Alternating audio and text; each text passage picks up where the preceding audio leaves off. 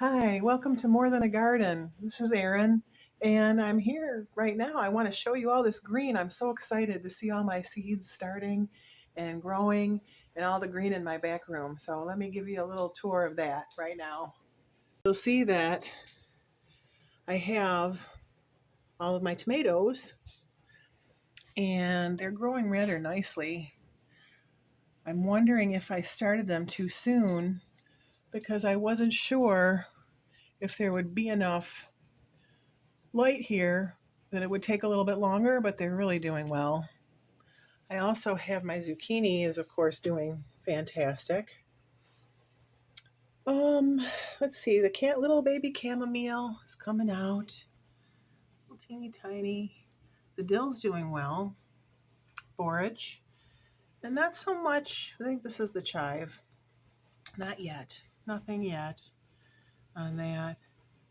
Now I do have some parsley coming up. It's here in the window, just starting. Cucumbers just started a couple days ago to pop through.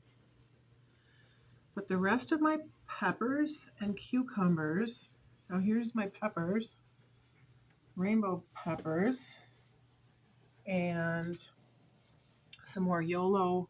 My YOLO Wonder peppers are not wondrous at all. I got one little green onion, or actually two there. YOLO Wonder peppers are not they're not wonderful. And some of my pickling cucumbers and things are not coming up. So I'm wondering why. I'm not sure what I'm doing wrong here. Peppers, if anybody, any of my pepper people, if there's anybody out there that knows about peppers and wants to share information with me, go ahead and share it down in the comments because peppers just haven't done very well for me. So I'm hoping to get some of those going somehow. Put them in the window every day, but they just don't seem to be doing anything. So that's what's going on today at the table. But today I'd like to go and sit with you for a little bit in my library and talk a little bit about gardening resources. So come on, let's go. Okay, I'm on.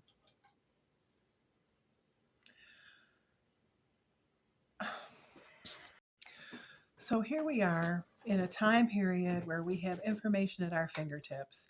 We can just look up something gardening related or go on YouTube, and there are so many people out there sharing their gardening advice and giving tips and ideas, just like I'm trying to do. But what I want to talk about is what I've seen happen over the past couple of years. And I've seen, although there's a resurgence or a surge of, I should say, homesteading and self sufficiency, there's also been what I've seen as kind of a canceling. I've seen people with health channels actually lose all of their contacts, lose their pages overnight with no warning. So, with that being said, I believe that this is a good time for us to build our own libraries, have actual books with information in them that can help us navigate this new idea of how we want to become more self sufficient and create our own legacy and abundance for our children and our grandchildren. So, I want to share with you some of the resources that have helped me and grown my knowledge and things that maybe will help you too as you navigate this new way and learn more about gardening. The first one I want to talk about is Ben Hewitt and Penny Hewitt. And I discovered them first by when about 12 years ago, I was looking up how to build gardens and do things. And I came upon a family named the Dervays, and they're out of Pasadena, California. And what they have done with their small yard is amazing. So if you ever get a chance to look them up, go ahead and look them up. They started in the 80s, and the father started, and now he's since passed away, and all of his kids are now utilizing the garden. They have a very small yard in the middle of the city, and they do amazing things. So then there was Ben Hewitt, and he and his wife did a total off grid homestead. So while I'm not necessarily going that far at this point, you never know. but they're so inspiring, the things that they do and how they raise their kids, and it's really a great book for inspiration if you're interested in that.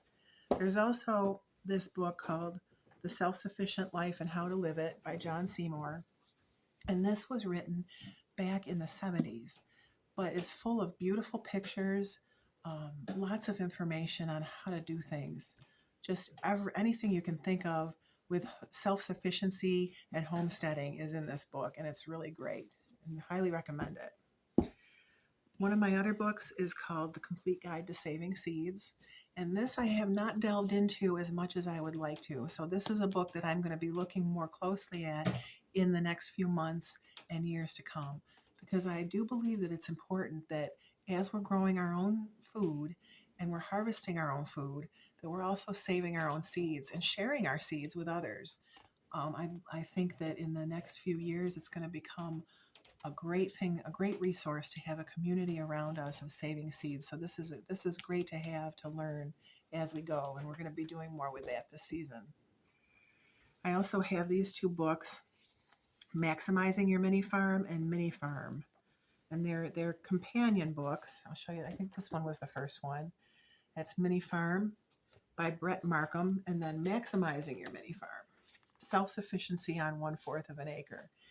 And this is also has a lot of how to process your food, how to do fermenting, how to deal with weeds organically, composting, all kinds of things, dehydrating, canning, that kind of thing. So that's a lot of great information in there. One of my very favorite books that I like to even give as a gift occasionally is called The Year-Round Vegetable Gardener, and that's by Niki Jabbour. I think that's how you pronounce her name.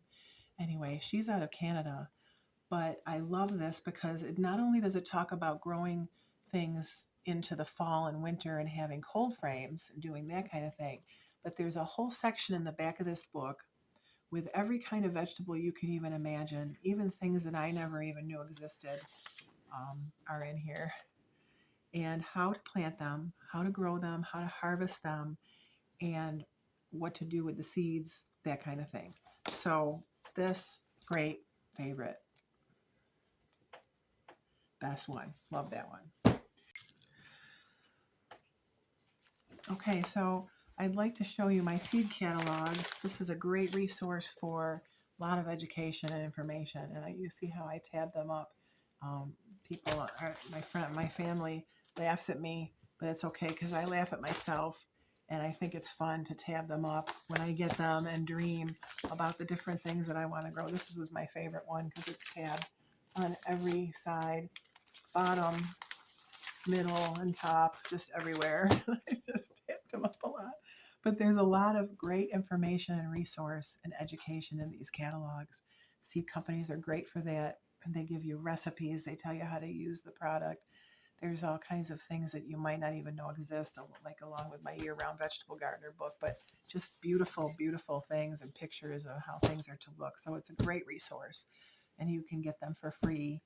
Although there is Baker Creek and I think some other ones. Baker Creek has one that you can get that's 3 times as big as this one, and you buy it for $12.99.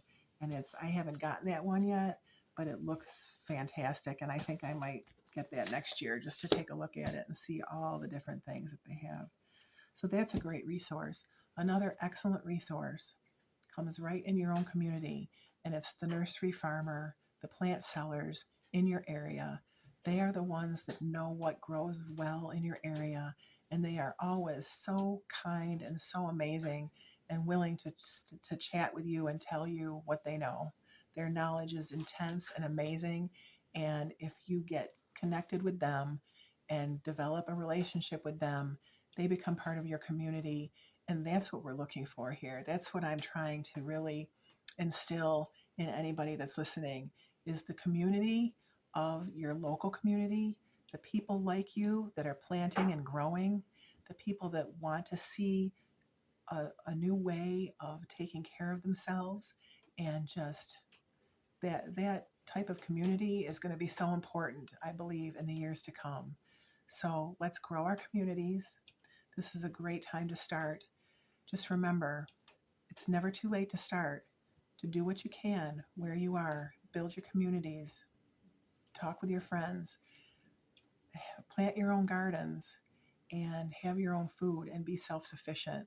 This is a great, great new time, a very exciting time to be alive. And I just am excited to be a part of all of this and the new communities that are growing. So thank you very much for listening, and I'll see you next time. Have a great day. Bye.